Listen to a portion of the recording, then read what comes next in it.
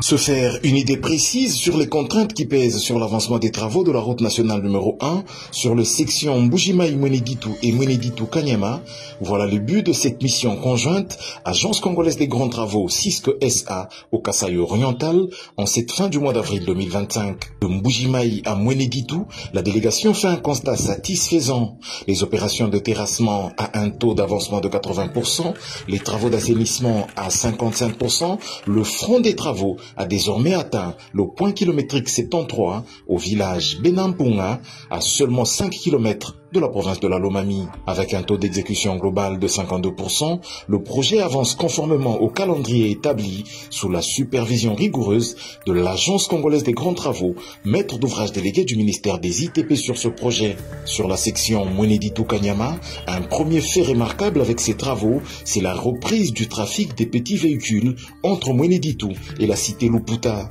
La délégation a également visité le pont Louilou sur la rivière Lubilangi entre le territoire de Louilou et celui de Kanyama qui devrait subir d'importants travaux pour correctement jouer son rôle à l'avenir. Piloté par l'Agence congolaise des grands travaux en partenariat avec CISC SA, ce projet stratégique est exécuté par le groupe chinois CREC, réputé pour son savoir-faire en ingénierie routière. Dès mai 2025, la pose de la bicouche marquera une étape décisive, précédée par une validation rigoureuse par les missions de surveillance ACGT, Office de route, gouvernorat du Kasaï oriental et la mission de contrôle BK. Raphaël Bukumba est le directeur adjoint à la direction de gestion des projets sous financement du programme sino-congolais à la CGT. Par rapport déjà au niveau de l'urgence qui s'était posée sur les tronçons Mweneditu-Kanyama au PK21, on avait écrit à l'entreprise pour évaluer la situation et nous proposer des solutions. L'entreprise CISC a souhaité qu'on les accompagne pour évaluer la situation et inspecter ces travaux-là. On en a profité également pour inspecter les travaux des deux lots, le lot 1, Mbujimayi-Mweneditu et Mweneditu-Kanyama. Pendant le parcours, il y a eu quelques difficultés que les missions qui sont sur terrain, la mission de contrôle BK, la mission de contrôle du lot 2 Delta et notre propre mission de surveillance de la CGT.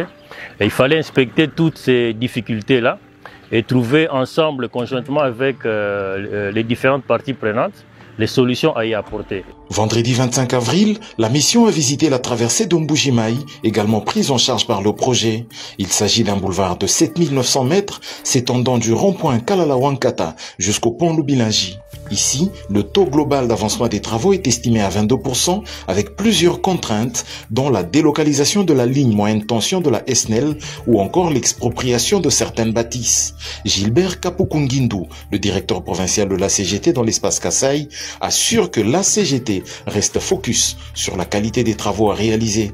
Nous pouvons rassurer à la population du Kasaï oriental et aussi de la province de Lomami que la CGT, avec toutes les parties prenantes au projet, que nous avons l'office de route, la mission de contrôle BK et aussi nos partenaires de CISC qui travaillent avec nous dans le cadre du programme sino-congolais, que cette route sera livrée dans les meilleurs délais. Et nous aurons aussi une route de qualité qui va pouvoir permettre à ce que la population puisse se mouvoir facilement. À noter que les bases vie et les ateliers des entreprises chinoises CREC 7 et CREC 6 ont été également visités. Au village Tchela, au PK99, se trouve une grande base vie avec une importante carrière qui est en cours d'exploitation.